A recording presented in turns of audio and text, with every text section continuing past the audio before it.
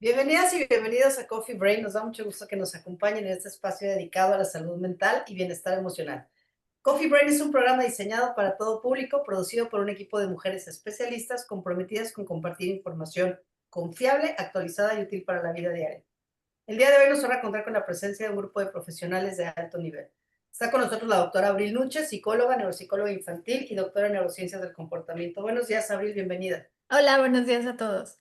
La doctora Bárbara Enrique Solórzano, doctora en psicoanálisis contemporáneo con especialidad en parejas y familias. Buenos días, Emma, bienvenida. La maestra Claudia Guillemont, psicóloga con maestría en terapia familiar, con formación en prácticas narrativas y terapia focalizada en emociones. Buenos días. Hola, hola, buenos días. La maestra Corina Schwer, psicóloga, psicoanalista con apoyo en crianza con apego. Buenos días, Cori, bienvenida.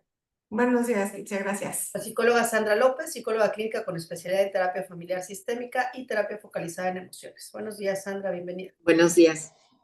Monique de Amazon Estrategia Digital, responsable de la producción y transmisión técnica de este programa. Gracias. Yo soy la doctora Kitsia Ruiz Navarro, médica psiquiatra, y los invitamos a quedarse con nosotras mientras abordamos el tema del día de hoy, cuando el amor duele o confunde. Y le cedo la palabra a la maestra Corina Schroeder, quien coordinará esta sesión. Adelante, Cori. Gracias, Kitsia. Bueno, pues de nuevo buenos días. Muchas gracias a todos y a todas por estar aquí con nosotros el día de hoy una vez más. Este mes hemos dedicado el tema al narcisismo. Yo sé que pueden ver los programas previos en el mes de junio, grabados. Y bueno, hemos dedicado los dos primeros programas a cómo ve un adulto hacia atrás y para darse cuenta que probablemente tuvo padres, padre, madre o cuidadores primarios narcisistas. Y hoy nos vamos a enfocar en una pregunta que yo recibo todo el tiempo en consulta, y estoy segura que mis colegas también, que ¿soy yo narcisista? ¿Mi pareja es narcisista? ¿Cómo sé si somos narcisistas? Porque este tema está como muy de moda en las redes y ya decíamos en los primeros programas, y cómo no, si algunos autores dicen que más del 50% de la población mundial padece trastorno narcisista de la personalidad, otros hablan del 30%, de cualquier forma son un montón. También hemos hablado muchas veces acá de que no es lo mismo tener un trastorno de personalidad narcisista o rasgos narcisistas. Es algo que hemos mencionado una y otra vez. Entonces, ojo, estos programas no sirven para diagnóstico. Todos tenemos un poquito de narcisismo, un poquito de ataques de importancia personal, pero es importante que si yo identifico algo de esto, levante la mano, acuda a ayuda, pregunte al personal calificado para ayudarte con estos temas. Está bien preguntar, está bien tener dudas y está bien pedir ayuda. Y bueno, pues el día de hoy me gustaría entrar en forma en el tema, ¿no? Y yo tengo algunas preguntas que quisiera compartir con la audiencia y desde nuestros diferentes marcos teóricos tratar de dar respuesta. Y bueno, ustedes también, como audiencia, si tienen alguna pregunta más, por favor, no duden en hacerla, que estaremos tratando de responderlas en los siguientes dos programas.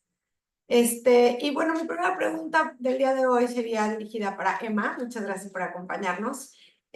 A nosotros nos gustaría saber, desde una perspectiva psicoanalítica, que es un marco teórico que nosotras dos compartimos, ¿cómo se manifiesta las relaciones amorosas entre parejas narcisistas? O sea, ¿cómo tú crees que una persona se siente dentro de una pareja narcisista?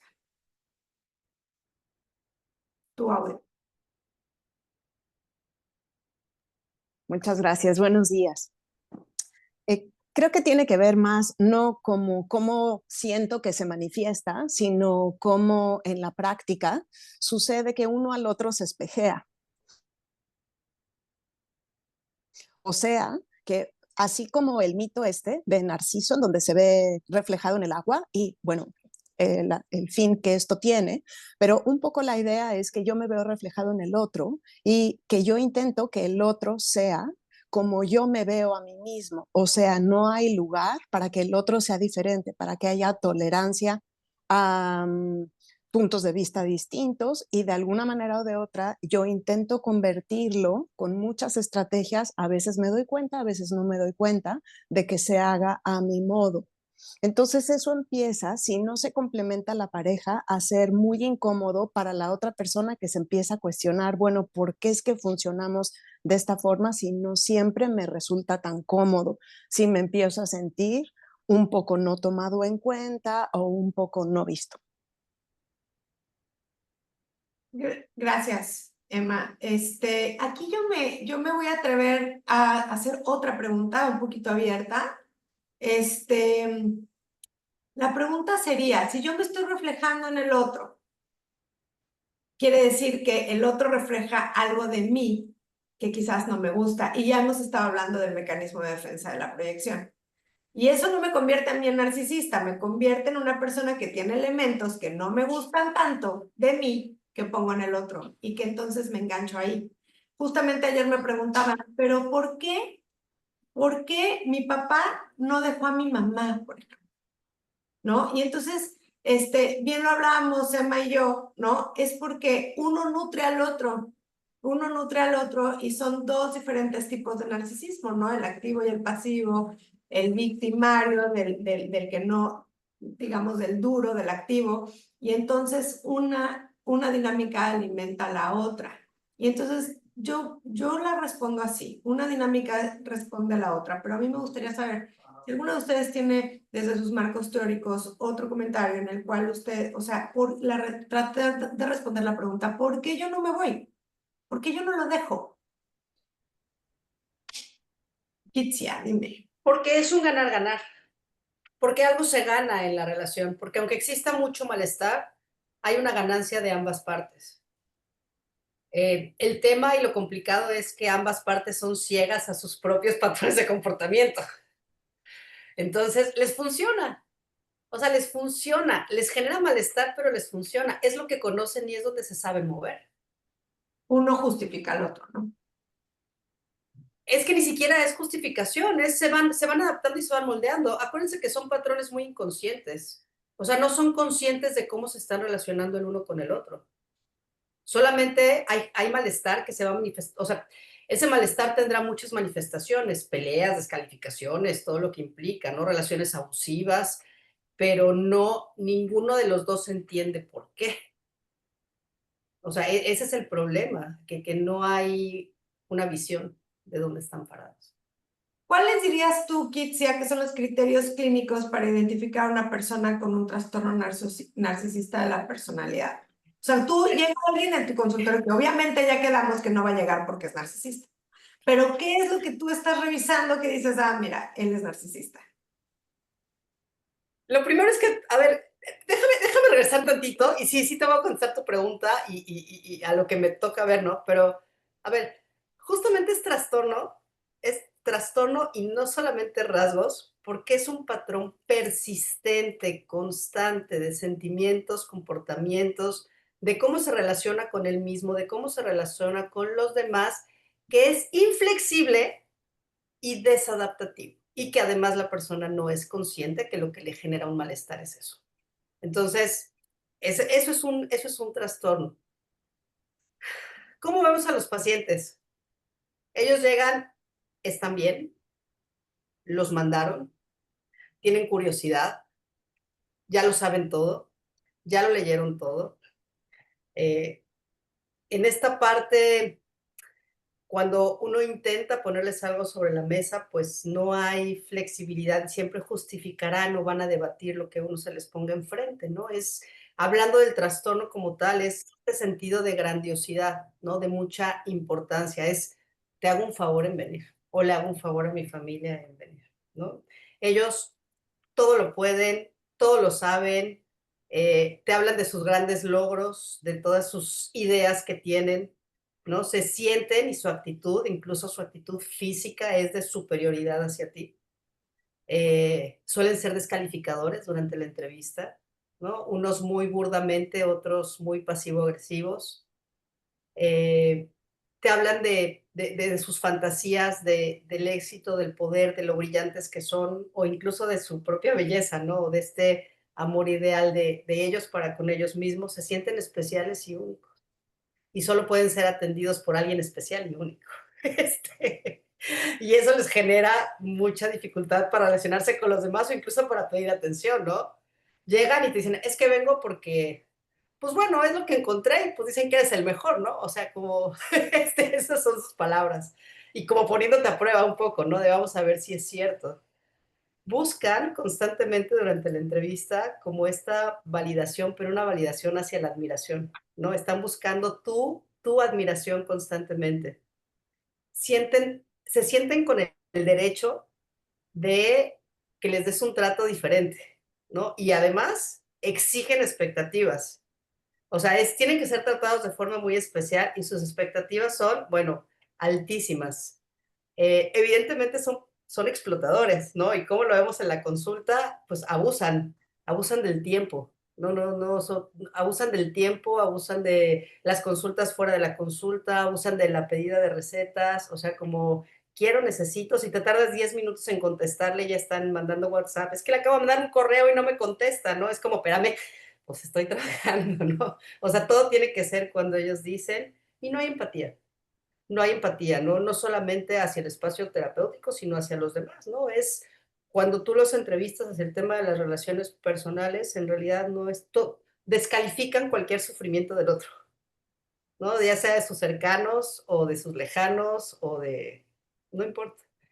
Suelen expresar como muchos sentimientos de envidia o incluso envidia hacia quien los está atendiendo también. Y muestran comportamientos o actitudes arrogantes y suelen ser personas como muy soberbias. No, a grandes rasgos, según el DSM-5 y medio explicado en cómo los identifico en el consultorio, esto es un trastorno de personalidad narcisista. Muchas gracias, Kitsia. Sí, yo quería agregar ahí también y además contarles un ejemplo, una anécdota que a mí me pasó. Que son personas, que aguas, porque también los terapeutas y las personas que estamos de este lado atendiendo tenemos nuestras propias heridas, ¿no? Y entonces lo que sucede es que de repente nos vemos nosotros como terapeutas tratando de complacerlos mucho. Y entonces te dicen, oye, pero a esa hora no puedo, pero esa cantidad de dinero no la puedo pagar, pero ese momento no puedo estar. Y entonces uno casi les está rogando que vengan, ¿no? Y entonces ese también es como una cosa que podemos observar de nosotros mismos y que nos da una indicación de aquel que tenemos enfrente. Y entonces, sí, a lo que voy es que siempre va a haber un profesional de la salud mental que le pueda dar o que pueda alimentar esto a este tipo de pacientes y entonces hasta que ya no cumplen esa necesidad, ¿no? Y entonces este mismo paciente sigue sin darse cuenta y sigue pensando que todos los terapeutas son malos, menos ese que en ese momento le está complaciendo. Entonces se cumple la regla de nadie sabe, nadie me entiende, más que ese que en ese momento sí me está complaciendo en lo que se da cuenta, ¿no? Claro, en lo que sucede el maltrato y entonces el ciclo vuelve a empezar. Sí, Bárbara. Sí, Emma, perdón. Y uno como clínico tiene que estar muy atento, ¿no? De cuando llegan este tipo de demandas, cuando te exigen, y la sensación que se queda, coloquialmente hablando, es que son pacientes que son tan demandantes o son personas que son tan demandantes que se pueden conocer como los vampiros, ¿no? Los que llegan a chuparte toda la energía y, y uno no entiende a veces por qué acaba uno tan cansado después de consulta y uno se lo puede explicar de esa forma, porque no son conscientes del malestar ni de las reacciones no verbales que el otro está teniendo en relación a lo que ellos hacen. Y pues es importante devolver, ¿no?, la responsabilidad o lo que a ellos les cuesta tanto trabajo ver. Por eso es que no se quedan en consulta, ¿no? Se les hace incómodo, te devalúan y mejor se van como a seguir el caminito que les represente un mayor reconocimiento y un mayor aplauso, siempre en busca de ser aceptados. Con el siguiente que en lo que se da cuenta les dice, sí, sí, acepto todas tus demandas. Sí, Kitsia.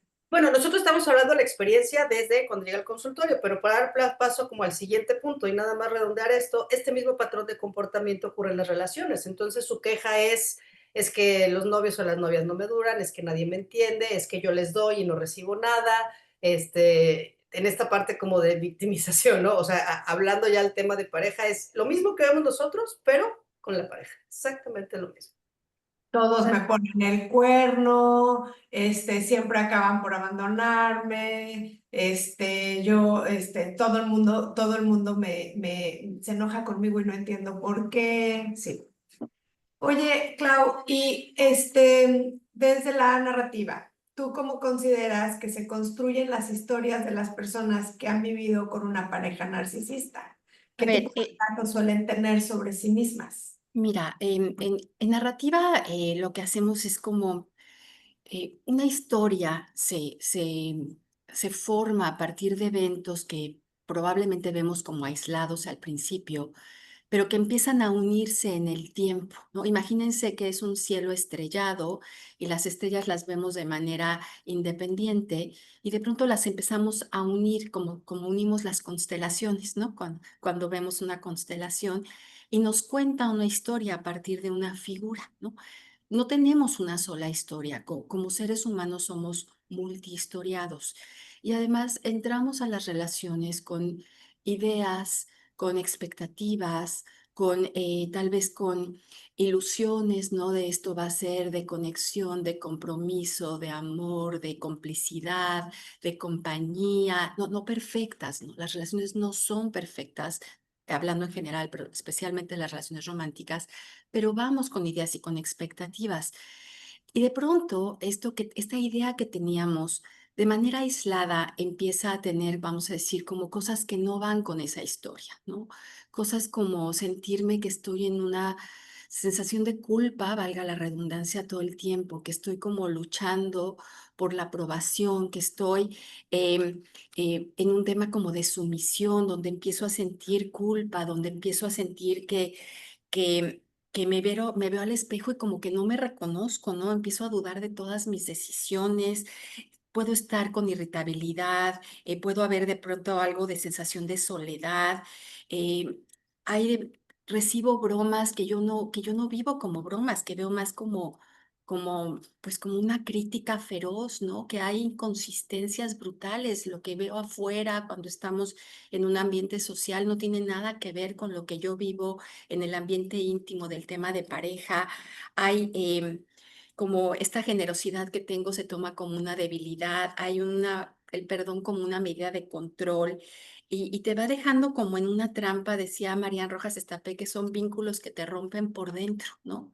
La duda, la confusión, de pronto recibo mucho amor, pero de pronto me lo quitan por completo, no sé qué estoy haciendo, hay mucha confusión. Y entonces empezamos a construir otra historia, ¿no?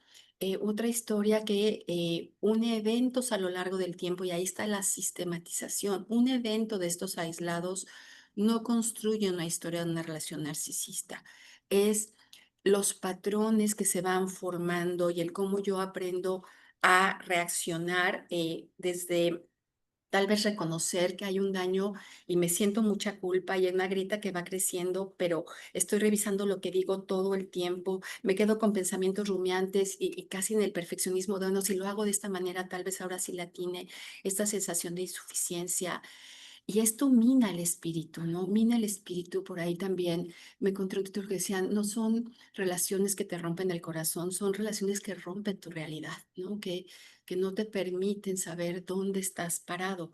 Entonces es brutal, es brutal. Yo entiendo que puede haber ganancias secundarias pero las ganancias no son equitativas. No son equitativas. Hay una pérdida del sentido de identidad, ya no digamos de autoestima, eh, de ser poca cosa y además cambia nuestra noción de amor, este amor que sentíamos incondicional, bonito, comprometido, alegre, por una sensación de un amor que es una batalla constante, constante por la aprobación del otro. Qué fuerte, te escucho y pienso que difícil. Y es ahí cuando regreso a mi pregunta de arriba, ¿no? En donde de hace un momento, en donde, ¿y por qué me habría de quedar? Esta es una pregunta como que la gente, los adultos jóvenes que empezamos a ver esto, mira, es que tus padres eran narcisistas, ¿no? Entonces uno empieza a preguntarse, pero ¿y por qué mi mamá no se fue? ¿O por qué mi papá no se fue?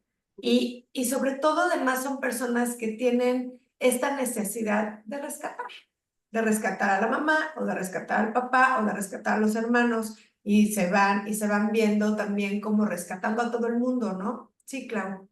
Y también no es fácil, acuérdense que esto se dan procesos inconscientes, ¿no? Que se van instalando a lo largo del tiempo, como las historias que nos vamos contando. Em, Hay esta sensación de sí puede cambiar, ¿no? Como el amor todo lo puede. Hay ideas también, creencias, sistemas de creencias que son muy poderosos. La doctora Ramani Durvasula dice, primero es visibilizarlo y ya si tú eliges quedarte, ojo, mientras no estés en peligro, porque hay que medir también el nivel de peligro, no nada más de peligro emocional, sino peligro físico, es otra agencia personal la que tienes para esa elección. Pero al principio no es que no te puedas ir, es que ni siquiera se te ocurre que hay la alternativa de irte. ¿Sí? Bueno, lo que pasa es que además al principio no solo no hay alternativa, sino que no hay conciencia, que es parte de lo que hemos estado hablando, ¿no? Porque al principio yo lo que siento es mucha culpa y yo lo que siento es que precisamente todo es mi culpa, o sea, yo soy la culpable de todo, yo soy la persona encargada de resolver todos los conflictos, porque los conflictos yo misma los genero, o sea, esto es muy complicado y hasta que me doy cuenta que estoy como en un círculo que no tiene fin y que siempre es lo mismo, y empiezo a usar palabras como siempre, nunca, y sabes, a mí una de las cosas que más, o sea, que yo siento que es ahí, es cuando mi paciente, su discurso es que al principio no era así.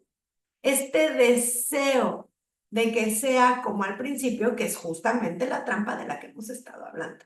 Sí, Kitsia. Es que partiendo, ¿no? De que uno repite lo que conoce, ¿no? O sea, si yo vengo de padres narcisistas, es muy probable que yo termine relacionada con narcisos. Y voy a tener una carencia afectiva. Y el narciso me va a saber dar lo que yo necesito, ojalá y fuera honesto para su propio beneficio. Y ahí ya perdimos. Porque al principio yo puedo sentir que recibo y recibo y recibo y recibo y bajo la guardia, pero en realidad estoy recibiendo porque al otro es lo que necesita, no porque lo haga por mí. Por eso no se ve al inicio, por eso no hay malestar, porque es lo que conozco. Adelante. Perdón, es el love bombing, pero además es la trampa, es lo que te engancha, ¿no? Y por eso es la sensación de siempre llegar como era antes, al pasado, al principio. De ahorita lo que acabas de mencionar, Kitsia, también es como, perdón que me haya saltado, me haya metido tantito, pero es como también esta sensación de ansiedad, de qué hice yo mal, ¿no? ¿Qué dejé de hacer que estaba haciendo antes y que ahora ya no hago para merecer esto? O sea, para merecer este maltrato. Y acuérdense que el narcisista siempre va a tener una respuesta a esa pregunta. Siempre habrás hecho algo que fue inadecuado y que estuvo mal para merecer este maltrato. Sí, Emma. Y en el otro lado de la línea, digamos, está el narcisismo que compensa, el narcisismo que es grandioso, y en el otro lado el narcisismo por déficit. Entonces, generalmente estos narcisismos se empatan en pareja y entonces la persona que lo sostiene, bueno, en principio, el que es grandioso apantalla, llena todas tus necesidades y aparentemente, efectivamente, te conoce al dedillo y te hace sentir como si fueras el único. Pero como dice Kitsia, es porque al narcisista grandioso le beneficia, porque acuérdense que está siendo la pareja reflejo de quien él se siente o de quien ella se siente. Entonces va a ser lo máximo y lo va a hacer sentir como si fuera único en el mundo. Sin embargo, la otra persona me parece que también se queda porque si no, no existiría. Se siente tan poca cosa que entonces si no tiene a esa persona y se crea esta dependencia, entonces no es nada, no vale, no es suficiente. nunca nadie le había dado, y entonces uno ve también a los padres detrás de estas figuras, nunca nadie le había dado lo que la pareja le da. Entonces tampoco es fácil irse cuando por un momento tuviste destellos de lo perfecto que el amor podía ser.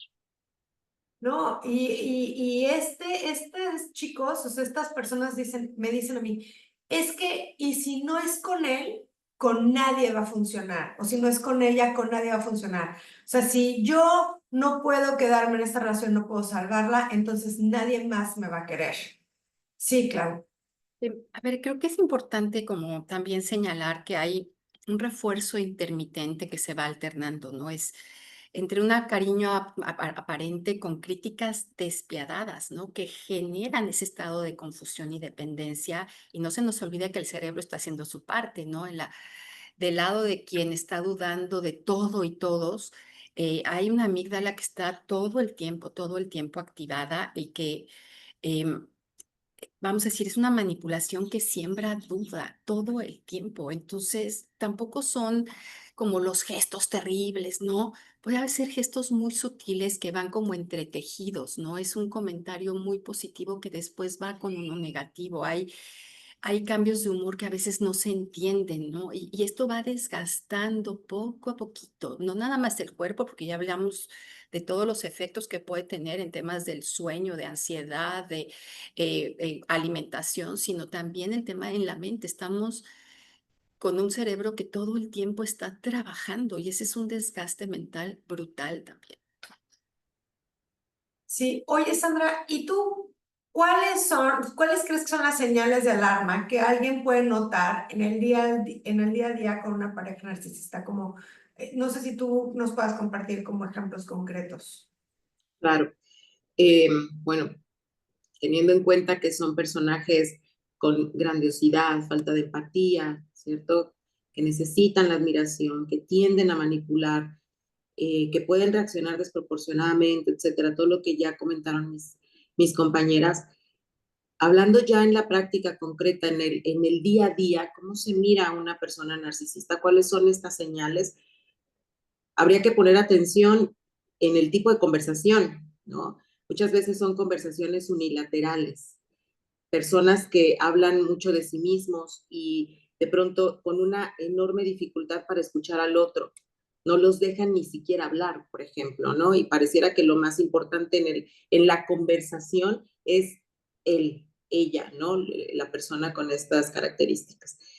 No muestran un interés genuino en los pensamientos o incluso sentimientos de los otros, interrumpen o cambian el tema. Hay constantemente críticas y juicios, ¿no? Critican a veces en público, incluso, ¿no?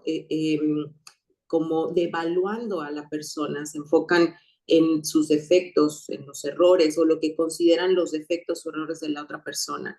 Y por supuesto no aceptan críticas de la otra persona hacia ellos mismos, ¿no? Definitivamente la manipulación emocional, te hacen sentir culpable por cosas que definitivamente no son tu responsabilidad, pero que en este ciclo pareciera que la persona viviendo con una persona o en una relación narcisista considera que incluso son su responsabilidad, ¿no? Llegan a decir, es que eres demasiado sensible, ya estás exagerando, ¿no? Y entonces de inmediato es devaluar la emoción del otro, anular la emoción del otro.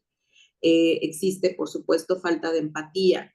No se interesan por los sentimientos o las necesidades de los demás. Es difícil que presten su apoyo en situaciones incluso difíciles, ¿no? Se enojan con facilidad. Tienden a controlar, tienden a generar esta creencia de que todo tiene que ser de acuerdo a como ellos lo están definiendo. Pueden llegar a decir mentiras muy veladas, casi imperceptibles, pero que están ahí, ¿no?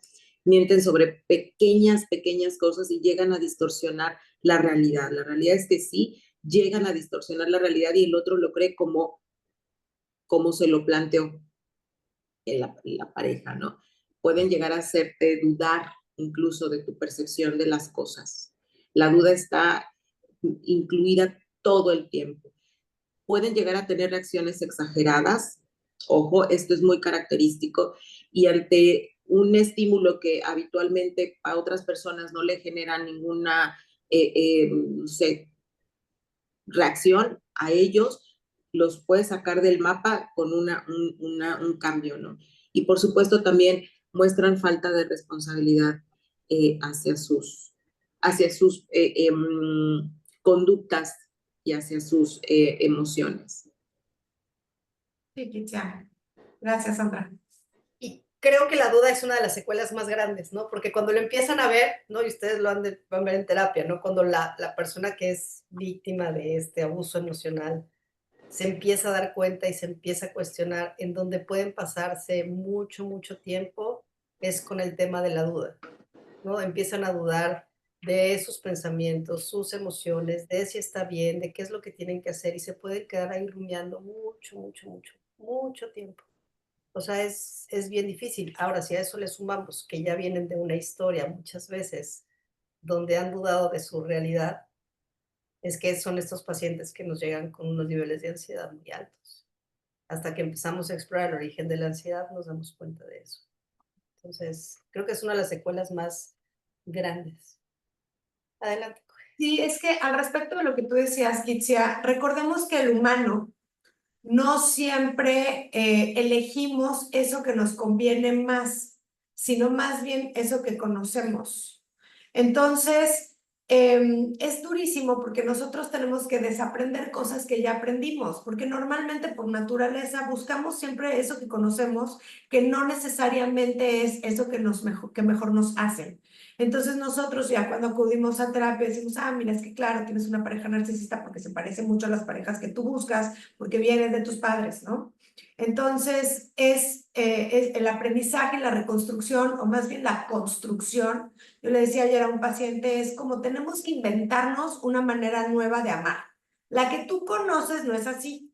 Y no es que tú no puedas amar, no es que tú no se, o sea, que no tengas la capacidad de hacerlo bien. Lo que pasa es que no sabes cómo. Entonces tenemos que aprender a dar amor, buscar amor, recibir amor de una manera distinta. Y eso es muy doloroso, porque entonces es como quitarnos un antifaz tras otro, de todo lo que a mí me hacían, que estuvo mal y que entonces he permitido que a través de mi vida me sigan haciendo. Es doloroso, es complicado tomar el control, es complicado aprender a establecer límites. Acuérdense, ya lo decíamos, es como si nosotros tuviéramos una incapacidad innata que nos fue extraída, mutilada, en donde no tenemos la capacidad de establecer límites. Y ahorita Sandra dijo dos palabras, ¿no? Que vienen a mi mente, que saltan, y que quiero mencionar. Ella empezó diciendo, no aceptan la crítica. A ver, yo lo veo de otra forma. Yo veo como que yo trato de acercarme a mi pareja narcisista, decirle un límite precario, porque acuérdense que no sé poner límites, pero entonces intento, ¿no? Decirle cómo me siento, intento decirle que esto no me gusta, y entonces el otro lo vive como una crítica y por eso culpa, ¿no? Como tú me atacas. Entonces yo le estoy diciendo algo de mí, como por ejemplo, oye, no me gusta que me hables así. Y el otro, ay, es que tú eres muy sensible, es que tú eres una exagerada, es que tú solamente estás viendo lo que quieres ver, es que tú no me entiendes, es que tú también te comportaste mal, eres tú la que empezaste. Y viene todo lo que hemos revisado, ¿no? Una serie de descalificaciones, una serie de, o sea, que te estoy echando la culpa a ti de tus propias acciones, una serie de gaslighting, que es lo que Sandra decía, como mentiras sutiles. O sea, son tan sutiles que nos hacen dudar de nosotras mismas o de nosotros mismos, pero es ahí. Y entonces, como decía Kitsi al principio, es tan consistente y tan constante todo el tiempo, que entonces llega un punto en el que decimos, pero será, o sea, ¿por qué nada más frente a él me pasa esto? Porque en otros lados del mundo sí tengo buena memoria y sí tengo buenas capacidades y mi cuerpo no se ve tan mal, y otras dudas que nos van sembrando de nosotros mismos. Sí, Sandra.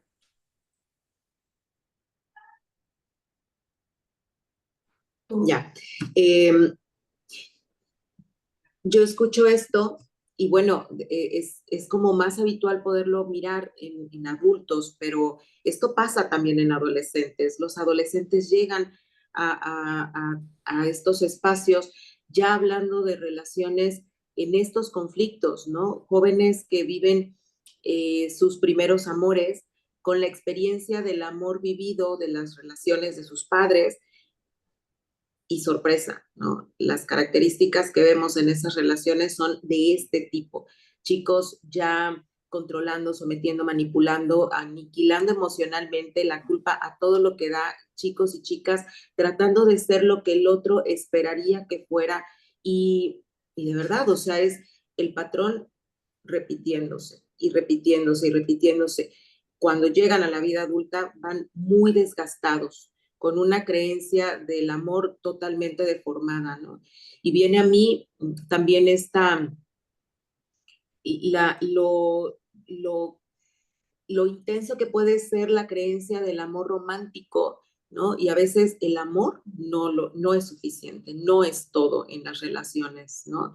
Qué importante es poder mirar estas señales o estos patrones y detenerse a mirar si esa es la relación que me viene bien, ¿no? Y poder reflexionar y tomar las medidas que sean necesarias tomar, como muchas veces hemos dicho, buscar ayuda. Sí, Emma. Poder evaluar cuáles son los costos que se tienen que pagar, ¿no? Porque nada es gratuito, parece ser que se tiene esa sensación. Y para compensarlo, pensando en el tema adolescente, ya que Sandra lo introduce, y en lo que se ve hoy por hoy en las relaciones nuevas, en las neorelaciones, la posibilidad del poliamor, me parece que también tiene un sustrato narcisista importante que tendríamos que considerar, ¿no? Porque entonces en realidad no te comprometes ni contigo ni con nadie. Estoy hablando en generalidades, ¿no? No quiero dejarle de dar importancia a esta nueva forma de relacionarse ni quitarle pues este lugar que está tomando que es importante reflexionar. Pero me parece que es una vía de relacionarte con quien tú quieres, hasta donde tú quieres, como tú quieres, y entonces no hay ningún daño, ¿no? No hay no hay ninguna transacción que hacer, no hay ningún acuerdo que mantener, solamente pues se ve por ti y por la conveniencia, claro, de todos los que están involucrados, siempre y cuando se diga, ¿no? Porque ese es un principio de la relación poliamorosa. Mientras yo lo sepa, mientras no haya engaño de por medio, a cada Gracias. quien saber cómo puede lidiar con ello. Gracias, Emma. Sí, Sandra.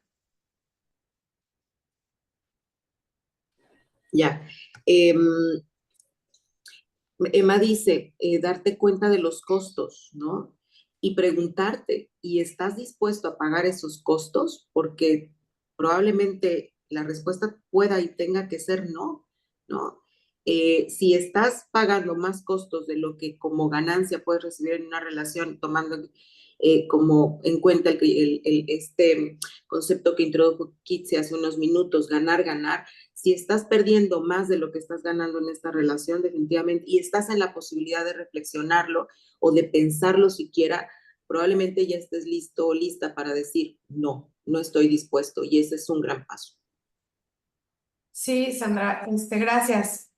Hablando de patrones que ya venían mencionando, a mí me gustaría que si a manera de lluvia general pudiéramos mencionar los patrones que normalmente vemos, o sea, cuáles son estos patrones de los que estamos hablando que normalmente vemos en nuestra consulta, ¿no?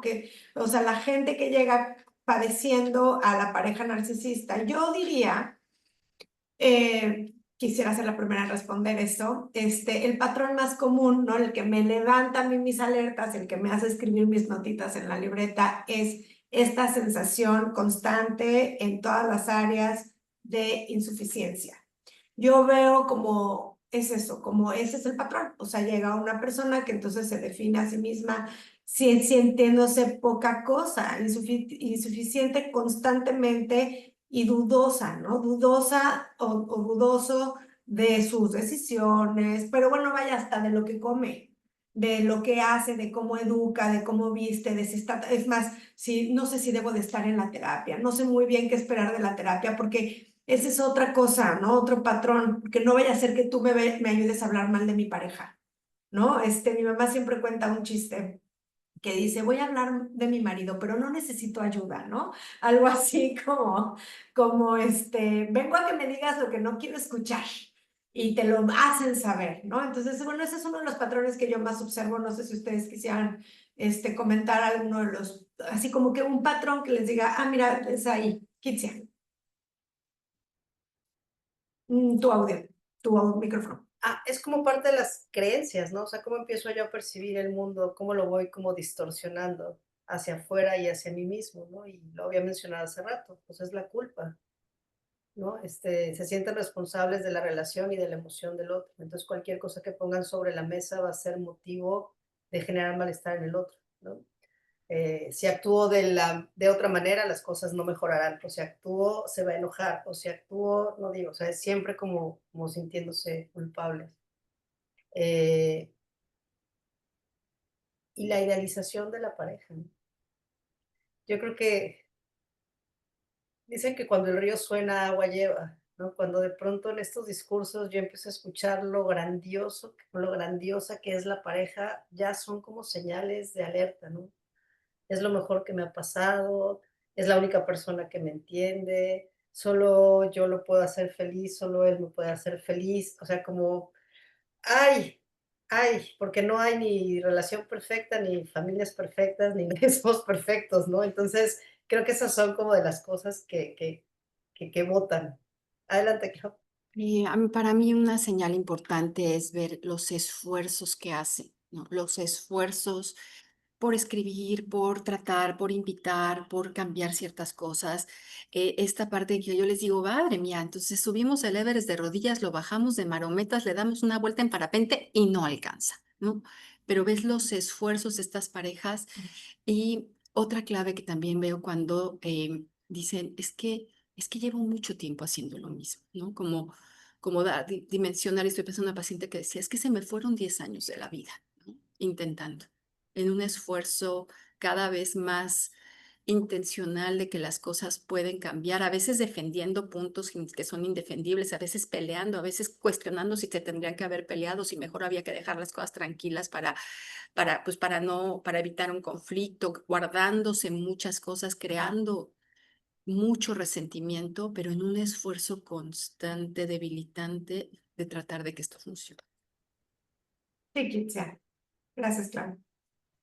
El miedo al abandono, ¿no? También eso es otra cosa. Si no hago lo que mi pareja quiere, me va a dejar, ¿no? Y perpetuando como este ciclo eterno de complacencia hacia el otro, aunque no sea suficiente.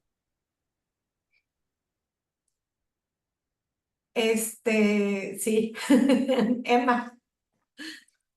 Y esta confusión, yo creo que por eso titulaste y acertadamente así el título del programa hoy, porque esta confusión enmascara. Son personas que integran parejas o a lo mejor hablan de sus parejas o hablan incluso de la pareja que formaban sus padres y no hay mucha claridad y por eso se fomenta la culpa y por eso se fomenta una baja autoestima o por eso eh, no tienen muy claro y no pueden evaluar, no saben en dónde están parados y creo que también enmascara mucho dolor al final. No me gustaría cerrar el programa sin comentar que también el narcisismo grandioso, ese que puede resultar hasta maligno porque verdaderamente está fuera de dimensión y utilizan al otro para su conveniencia y todas las exageraciones que son a veces muy reales, que nos llegan al consultorio, también implican dolor. O sea, esta persona que aparentemente tiene todo bajo control, que es la última flor del desierto, que tiene todas las características para triunfar en la vida, se siente perdedor en el fondo, no se siente reconocido aunque todo lo enmascare, de repente sí tiene momentos en donde quizá porque por algo muy superficial y tonto las cosas no le salgan como necesariamente estaban vistas en su cabeza, de a cuestionar algo o de repente se rompa, de repente ya no, le empiece a funcionar, se empiece a confundir el mismo, se truene, o sea, no son personas perfectas que se llevan en la vida, en todos los círculos, de esta manera. De repente sí hay momentos de mucha vulnerabilidad y, y de mucho dolor, aunque no se aparente. Gracias, Emma. Abril.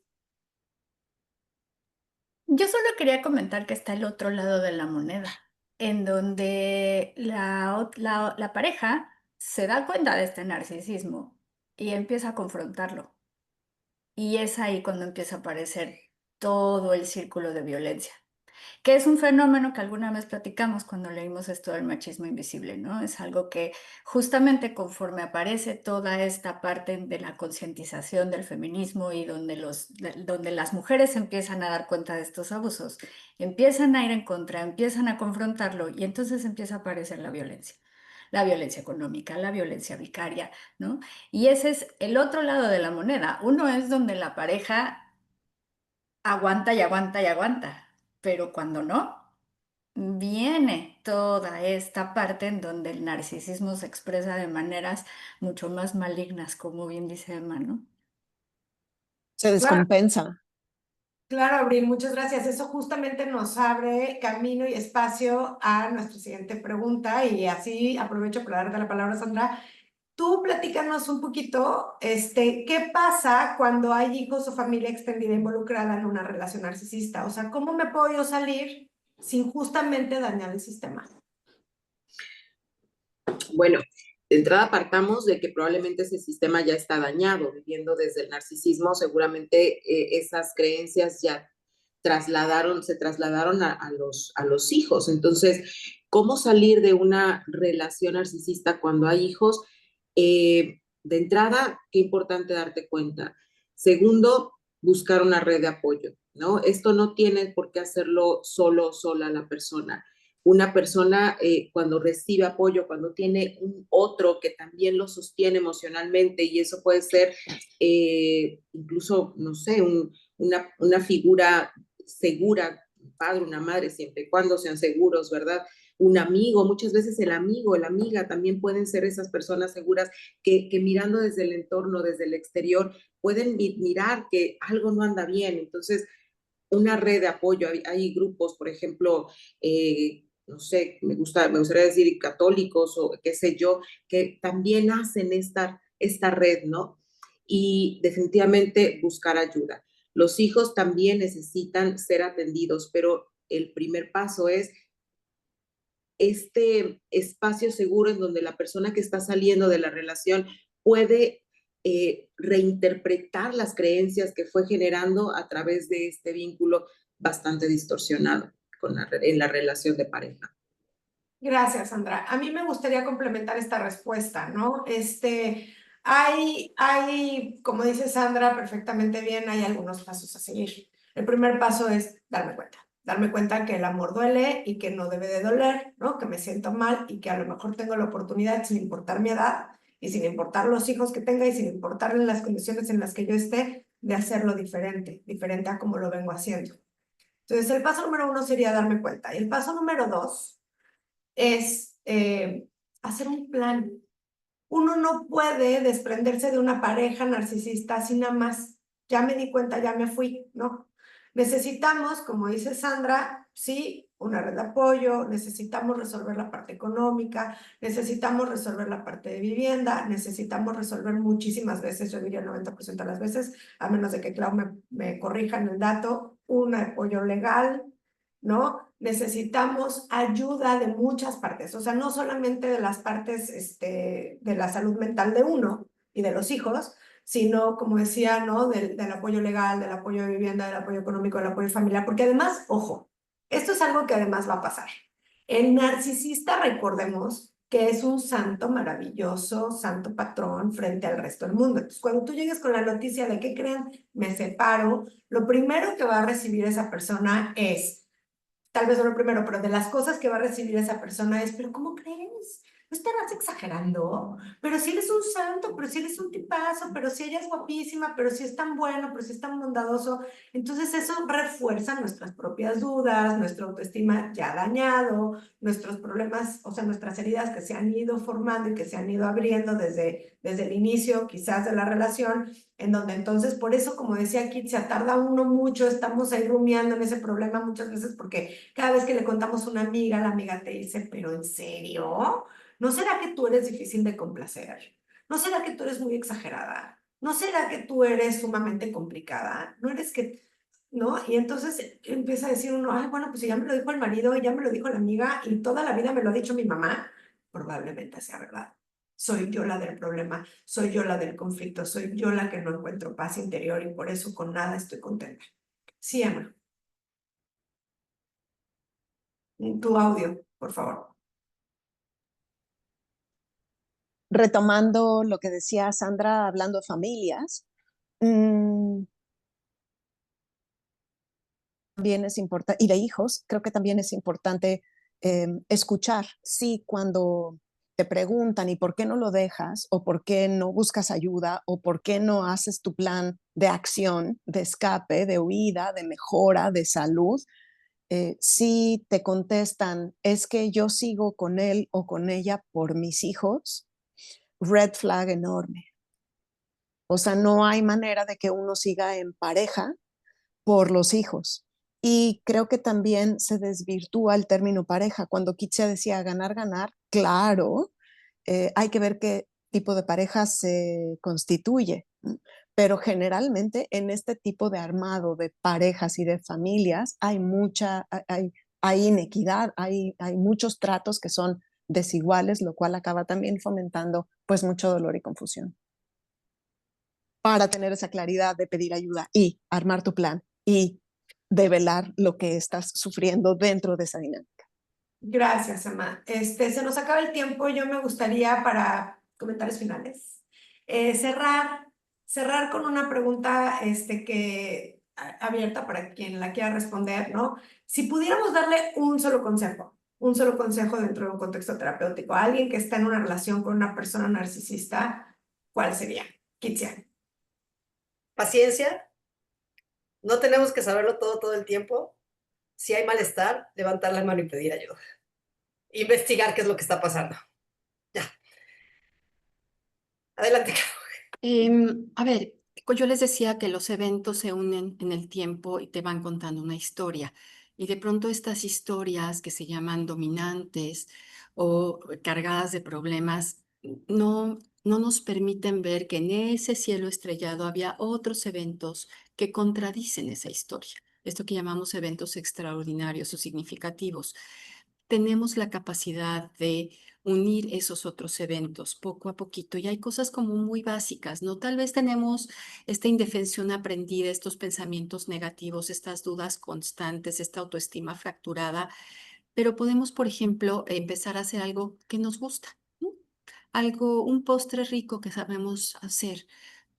Tomar una clase de danza, podemos reconectar con nuestros gustos y pasiones y hablarnos con ternura. Podemos empezar desde cosas muy íntimas, a empezar, valga la redundancia, a cambiar esa historia y a darle luz a una historia que ahí está, no se nos olvide, ahí está, solamente quedó oscurecida por esta que de pronto tomó como todo el protagonismo en la vida de alguien.